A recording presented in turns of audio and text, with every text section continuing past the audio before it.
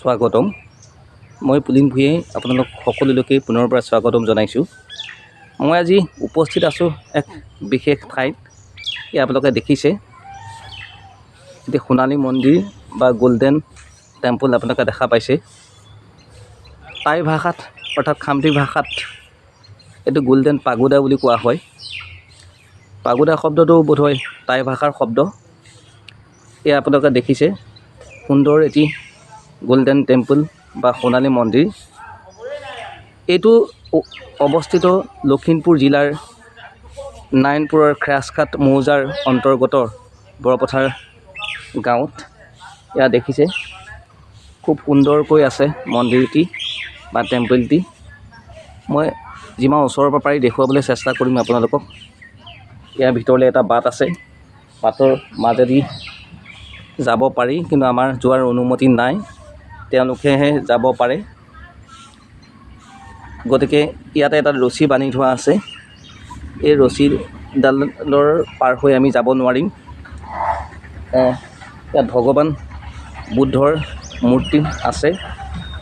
মই মন্দিৰটিৰ চাৰিওফালে ঘূৰি ঘূৰি আপোনালোকক দেখুৱাব চেষ্টা কৰিম। ইয়াত দেখিছে খুব সুন্দৰ টাইলছ দিয়া আছে। খুব টাইলছে বহু পইচা খৰচ কৰি খুব সুন্দৰকৈ মন্দিৰভাগ বনাইছে। দেখিছে এয়া বুদ্ধৰ মন্দিৰভাগ, বুদ্ধৰ মূৰ্তিভাগ খুব সুন্দৰ। ভগৱান বুদ্ধৰ মূৰ্তি হয়। মই এইপিনে আহি আছোঁ। ইয়াক খটখটি দি আকৌ নামিছোঁ। এপিনে যোৱা বাট আছে, এইখিনি যাব পাৰে। ইয়াত প্ৰৱেশ নিষেধ। তেওঁলোকৰ মানুহে প্ৰৱেশ কৰিব পাৰে কিছু নিয়ম নীতিৰ মাজেৰে। দৰ্শনাৰ্থীসকলে কেৱল চাবহে পাৰে। আৰু ইয়াত সুন্দৰকৈ লাইটৰ ব্যৱস্থা আছে, ৰাতি খুব সুন্দৰ লাগে চাই। আৰু ইয়াত স্পৰ্শ নকৰিব বুলিও লিখা আছে।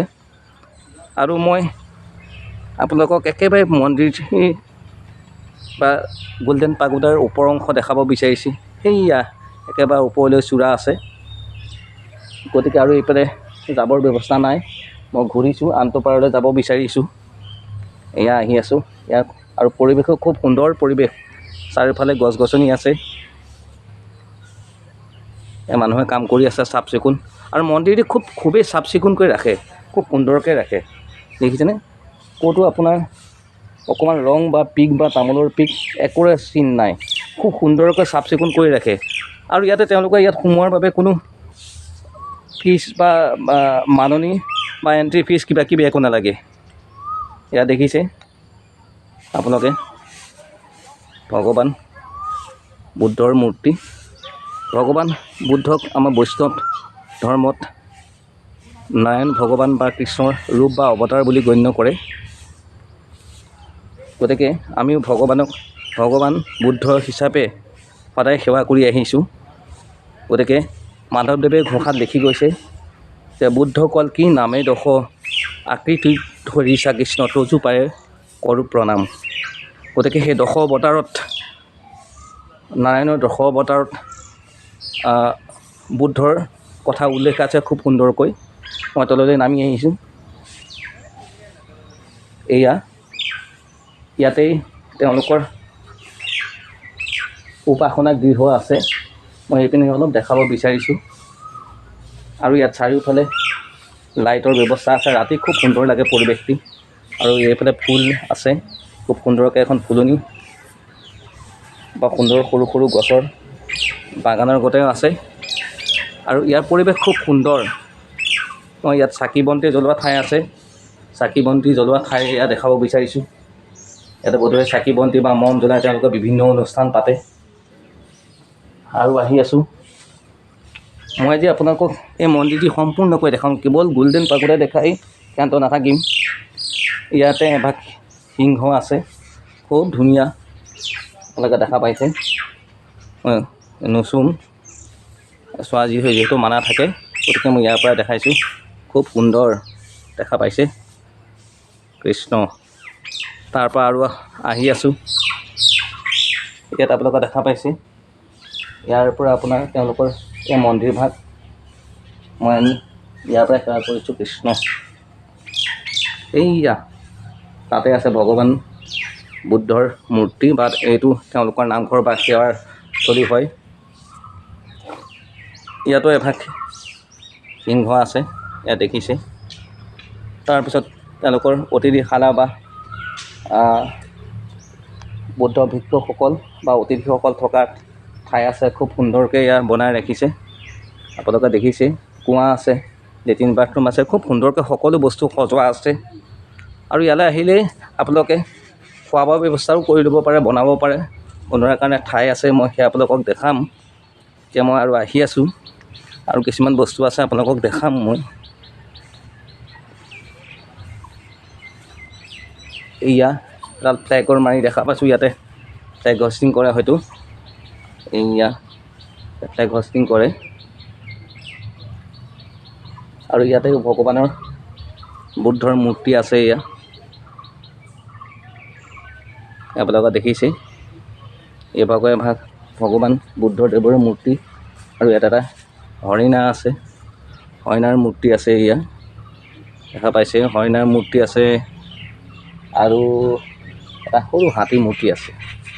আৰু ইয়াতে তেওঁলোকে নিৰ্দিষ্ট সময়ত তেওঁলোকৰ নিয়ম নীতি অনুসৰি ইয়াতে এইটো ঘৰতেই তেওঁলোকে মূৰ্তি ধোৱা পখলা বা তেনেকুৱা কামখিনি কৰে। সেয়ে তেওঁলোকৰ নিয়ম তেওঁলোকে জানিব, হ'লেও মই আপোনালোকক দেখাইছোঁ। খুবেই ভাল লাগিছে, এটা পবিত্ৰ ঠাই। আৰু ইয়াতো আহি আছোঁ, এটা সৰু ঘৰ দেখা পাইছোঁ। তাৰপিছত আহি আছোঁ আপোনাৰ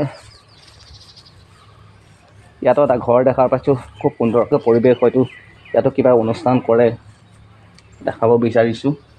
ইয়াত খুব সুন্দৰকৈ কিছুমান বস্তু আছে, আপোনালোকে চাওক। ইয়াত ফুল আছে, টাব আছে। হয়তো এইটো ঘৰতো কিছু তেওঁলোকে কৰ্ম কৰে নিজৰ ধৰ্মীয় ৰীতি নীতি অনুসৰি। তাৰপিছত আহি আছোঁ,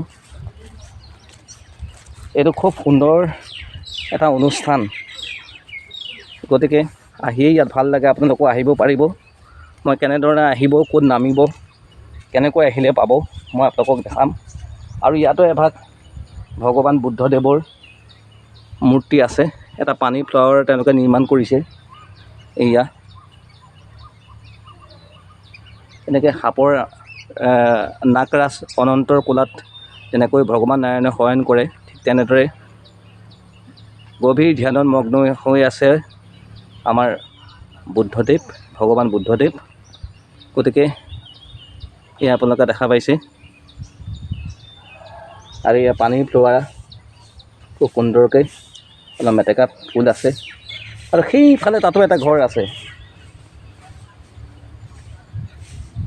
তাতো ঘৰ আছে। আৰু সুন্দৰকৈ চাফ চিকুণ কৰি থকা আপোনালোকে দেখা পাইছে।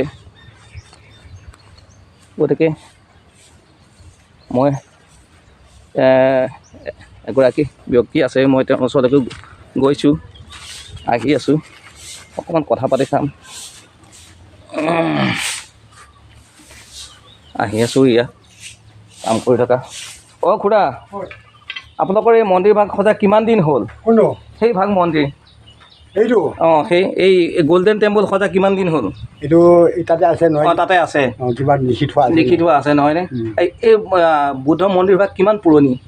এইটো বেছি হ'ল। কিমান বছৰ হ'ব পাৰে? আমিতো আমাৰ জন্মটো বহুত আগৰ। আমাৰো এতিয়া 1951 চনতহে জন্ম, তাৰ আগৰ তাতে আছিলে। হয় নেকি? আৰু খুব সুন্দৰকৈ ৰাখিছে ন আপোনালোকে?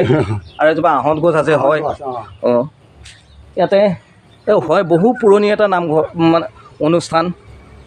আমি নামঘৰ বুলি ক'লেও ভুল কোৱা নহ'ব, যিহেতু এটা বহু পুৰণি অনুষ্ঠান। মোৰ জন্মৰ আগৰ বা সেই ব্যক্তিগৰাকীক যিগৰাকী ব্যক্তিক সুধিলোঁ, সেই ব্যক্তিগৰাকীৰ জন্মৰ আগৰ তেওঁ কৈছে যে তেওঁ 1951 চনত জন্ম, গতিকে তাৰো বহু আগৰ।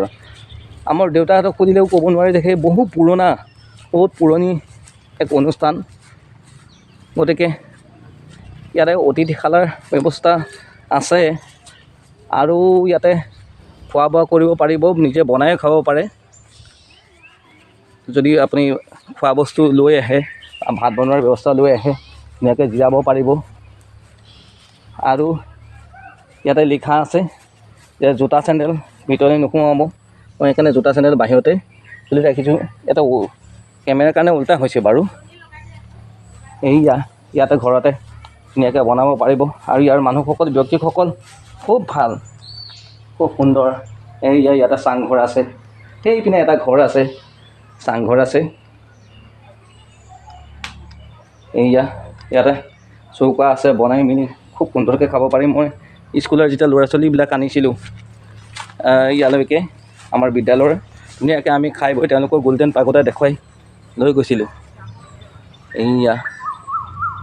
আৰু ইয়াতে আপোনাৰ শৌচ পাচাব বা তেনেকুৱা ধৰণৰ ব্যৱস্থাখিনি খুব সুন্দৰকৈ তেওঁলোকে ৰাখিছে, খুব চাফ চিকুণতাৰে ৰাখিছে। লিখা আছে ৰাইজৰ পৰিচালনাৰে ৰাজহুৱা শৌচাগাৰ। গতিকে খুব সুন্দৰকৈ মই প্ৰতিটো বস্তু আপোনালোকক দেখাই গৈছোঁ। পুনৰবাৰ এইটো দেখাইছোঁ আপোনালোকক গ'ল্ডেন টেম্পলটো। ওচৰৰ পৰা খুব সুন্দৰকৈ বনাইছে। গতিকে ইয়াক সংৰক্ষণ কৰি ৰখাটো খুব প্ৰয়োজনীয়। গতিকে এইখিনি আপোনালোকক আজি দেখালোঁ। এতিয়া মই ক'ব বিচাৰিছোঁ আপোনালোকে ইয়ালৈ কেনেকৈ আহিব। ইয়ালৈ আহিবলৈ হ'লে আপোনালোকে বৰপথাৰ তিনিআলিত য'ত পেট্ৰল পাম্পটো আছে, ধনেণ্ড একাডেমীৰ সন্মুখত আপোনালোকে এটা পেট্ৰল পাম্প দেখা পাব। সেই পেট্ৰল পাম্পৰ কাষে ৰাস্তাটোৱেদি, পকা ৰাস্তাটোৱেদি পোনে আহি থাকিব।